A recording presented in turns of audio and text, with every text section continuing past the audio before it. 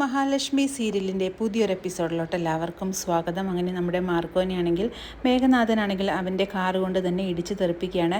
അതേസമയം ആ വീഴ്ചയിൽ മാർക്കോയുടെ വേലാണെങ്കിൽ തെറിച്ച് പോകുന്നുണ്ട്. ഇതാണെങ്കിൽ ആ ധ്യാനത്തിലിരിക്കുന്ന അമ്മയ്ക്കാണെങ്കിൽ അറിയാൻ കഴിയുന്നുണ്ട്. അങ്ങനെ ആ അമ്മയാണെങ്കിൽ ആകെ ഞെട്ടിത്തെറിച്ചുകൊണ്ട് തന്നെ കണ്ണ് തുറക്കുന്നു. അങ്ങനെ വളരെ സീരിയസ് ആയിട്ട് തന്നെ നമ്മുടെ മാർക്കോ ആണെങ്കിൽ നിലത്ത് കിടക്കുകയാണ്. ഇത് കണ്ട് വളരെയേറെ ഞെട്ടിത്തെറിച്ച് പോകുകയാണ് നമ്മുടെ കണ്ണൻ. മാർക്കോ എന്ന് വിളിച്ചുകൊണ്ട് അലറിക്കരയുന്നു.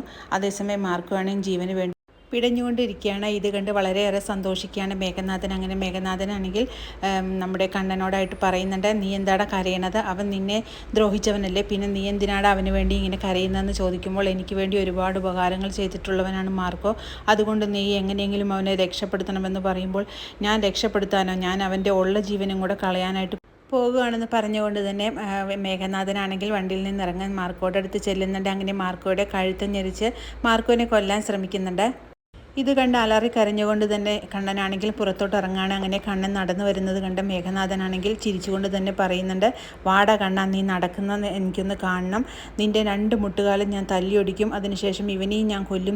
നിൻ്റെ കുഞ്ഞാണ് അവളുടെ വയറ്റിൽ കിടക്കുന്നതെന്ന് എനിക്കറിയാം, അതുകൊണ്ട് നീയും അവളും സന്തോഷത്തോടുകൂടി ജീവിക്കുന്ന കാണാൻ എനിക്ക് വയ്യടാ എന്ന് പറയുമ്പോൾ, കണ്ണനാണെങ്കിൽ ഞങ്ങൾക്കും ജീവിക്കേണ്ടടാ എന്ന് പറഞ്ഞുകൊണ്ട് മേഘനാഥൻ്റെ മേത്ത് നോക്കി നല്ലൊരു ചവിട്ട് കൊടുക്കുന്നു. അതേസമയം മേഘനാഥനാണെങ്കിൽ തെറിച്ച് വീഴുന്നുണ്ട്. എന്നിട്ട് അവൻ്റെ തലയിലോട്ട് ഒരു കല്ലെടുത്തിടാനായിട്ട് ശ്രമിക്കുമ്പോഴേക്കും, എടാ നീ എന്നെ ഒന്നും ചെയ്യല്ലേ എന്ന് പറഞ്ഞുകൊണ്ട് മേഘനാഥൻ കരയുന്നുണ്ടെങ്കിലും കണ്ണൻ അതൊന്നും ശ്രദ്ധിക്കാതെ തന്നെ കല്ലെടുത്ത് മേഘനാഥൻ്റെ തലയിലോട്ട് ഇടുകയാണ്.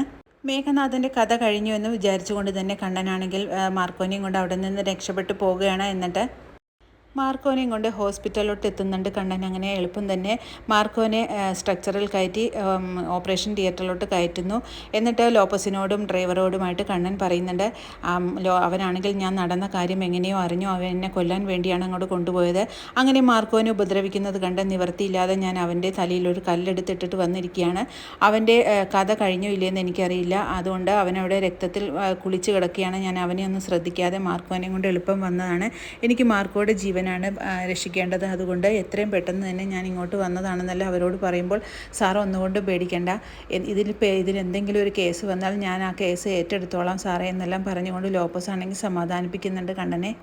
മാർക്കോനെ വിളിച്ചിട്ട് കിട്ടാതെയാകുകയാണ് മഞ്ജുവിനെ. അങ്ങനെ മഞ്ജു ആണെങ്കിൽ പറയുന്നുണ്ട്, മാർക്കോനെ വിളിച്ചിട്ട് കിട്ടുന്നില്ല എന്ന് പറയുമ്പോൾ മഹി പറയുന്നുണ്ട്, എന്തോ സംഭവിക്കാൻ പോവുകയാണ്, എനിക്ക് ആകെ പേടിയാകുന്നു മഞ്ജു എന്ന് പറയുന്നുണ്ട്.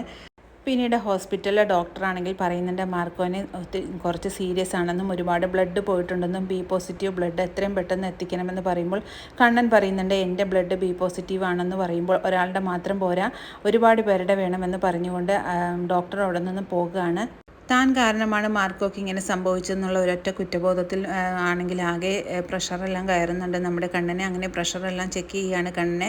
അങ്ങനെ കണ്ണനാണെങ്കിൽ ലോപ്പസിനോടും ഡ്രൈവറോടായിട്ട് പറയുന്നുണ്ട്, മാർക്കോനെ ഇനി രക്ഷപ്പെടുത്താൻ പറ്റുമെന്ന് തോന്നുന്നില്ല, ഡോക്ടറാണെങ്കിൽ കൈയൊഴിഞ്ഞ പോലെയാണ്, ഇനി ദൈവത്തിന് മാത്രമേ മാർക്കോനെ രക്ഷപ്പെടുത്താൻ കഴിയുള്ളൂ എന്ന് പറയുകയാണ്. അത് കേട്ട് വളരെയേറെ ദുഃഖിക്കുകയാണ് എല്ലാവരും. പിന്നീട് മാർക്കോക്ക് പറ്റിയിട്ടുള്ള ഈ അപകടത്തെക്കുറിച്ച് തോമസ് വൈദ്യൻ അറിയുന്നുണ്ടെങ്കിൽ തോമസ് വൈദ്യൻ പറയുന്നുണ്ട്, എന്നാലും അവനിങ്ങനെ സംഭവിക്കുമെന്ന് നമ്മൾ ആരെങ്കിലും വിചാരിച്ചിരുന്നതാണോ? എന്ത് പറ്റിയതാണോ? അവനെ ആ മേഘനാഥനാണെങ്കിൽ അവനെ ചതിച്ചതായിരിക്കും, അല്ലാതെ അവനിങ്ങനെ ഒന്നും സംഭവിക്കാൻ വഴിയില്ല. മാർക്കോയുടെ വിവരം അറിയാതെ എനിക്കൊരു സമാധാനം കിട്ടുന്നില്ലല്ലോ എന്നെല്ലാം ജയപാലിനോടായിട്ട് പറയുന്നുണ്ട് നമ്മുടെ വൈദ്യൻ.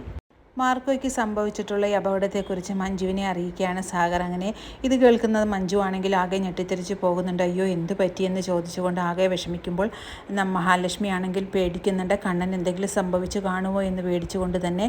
എന്നിട്ട് മഞ്ജുവിനോടായിട്ട് ചോദിക്കുന്നുണ്ട്, എന്താ മഞ്ജു കാര്യം, എൻ്റെ കണ്ണേട്ടൻ എന്തെങ്കിലും സംഭവിച്ചോ എന്ന് ചോദിക്കുമ്പോൾ, കണ്ണേട്ടനല്ല സംഭവിച്ചത്, മാർക്കോക്കാണ് അപകടം സംഭവിച്ചത്. മാർക്കോനെ ആണെങ്കിൽ ആ മേഘനാഥനാണെങ്കിൽ വണ്ടി ഇടിച്ച് തെറിപ്പിച്ചു എന്നാണ് സാഗരേട്ടൻ വിളിച്ചപ്പോൾ പറഞ്ഞത്, അതുകൊണ്ട് ICUവിലാണെന്നാണ് പറയുന്നത്, ജീവന് തന്നെ ആപത്താണെന്നാണ് സാഗരേട്ടൻ പറഞ്ഞതെന്ന് പറയുമ്പോൾ വളരെയേറെ വിഷമിക്കുകയാണ് നമ്മുടെ മഹി.